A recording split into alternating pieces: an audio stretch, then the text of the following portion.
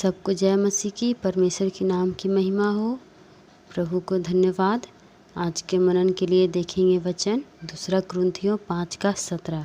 वहाँ पे इस प्रकार से लिखा है, इसलिए यदि कोई मसीह में है तो वह नई सृष्टि है, पुरानी बातें बीत गई है, देखो सब बातें नई हो गई है। हालेलुया। तो हम लोग जैसे कि 2 कुरिन्थियों में देखते हैं, वहाँ 5:17 में इस प्रकार से लिखा है, हम लोग अभी पढ़ें कि इसलिए यदि कोई मसीह में है तो वो एक नई सृष्टि है। तो जितना लोग मसीह में हैं या जितने लोग प्रभु यीशु मसीह को विश्वास करते हैं, वो सारे लोग नई सृष्टि है, मतलब नया है। जैसे हम लोग कुछ बाज़ार से नया चीज़ खरीद के लाते हैं तो उसका चमक एक अलग ही रहता है। वो नया होने के कारण उसमें चमक होता है, उसका एक महत्व होता है। उस चीज़ को हम बहुत संभाल के रखते हैं क्योंकि उसे हम खरीद के लाते हैं मार्केट से पैसा दे के। उसी प्रकार से जो कोई मसीह में है वो एक नई सृष्टि है। तो नई सृष्टि कैसे हुए? यीशु मसीह अपने पवित्र लहू के द्वारा हम लोगों को खरीदा। जितने लोग इस दुनिया में जितने लोग पाए जाते हैं, सबको यीशु मसीह ने अपने पवित्र लहू से खरीदा है, मोल लिया है।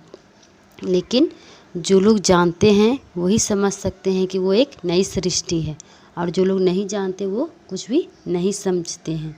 इसलिए और यहाँ पे नीचे में लिखा है, पुरानी बातें बीत गई है, देखो सब बातें नई हो गई है। हालेलुया।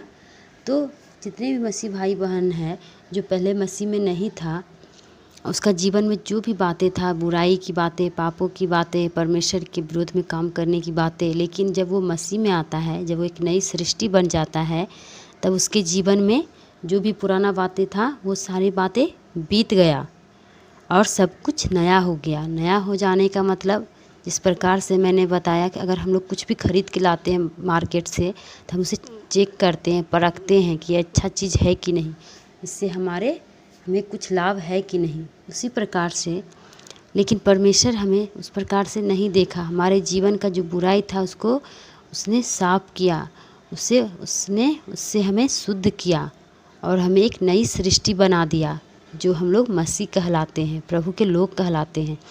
तो हम लोगों को अपने जीवन में एक बात सोचना चाहिए, क्या सच में हम एक नई सृष्टि हैं?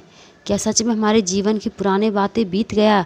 अगर सच में हम एक नई सृष्टि हैं तो हमें जो भी हमारा पहले वाला जो भी हमारा आदत था, जो भी स्वभाव था, जो भी हमारा बोलने के द्वारा या करने के द्वारा था, उस सारे बातों को छोड़ के अगर सच में हम एक नई सृष्टि हैं तो हमें नया बनना चाहिए। जिस प्रकार से नया चीज़ हो या नया वस्तु कुछ होता है, उसी प्रकार से अगर हम नए मनुष्य हैं तो हमारा जीवन में भी कुछ नयापन होना चाहिए, तो जिससे लोग देख के बोल सके कि सच में ये नया लोग है या नया मनुष्य बन गया है, इसका पुराना हर एक चीज़ इसके जीवन से दूर हो गया है। तो परमेश्वर इस वचनों के द्वारा हम सबों का आशीष करे। सबको जय मसीह की। Praise the Lord.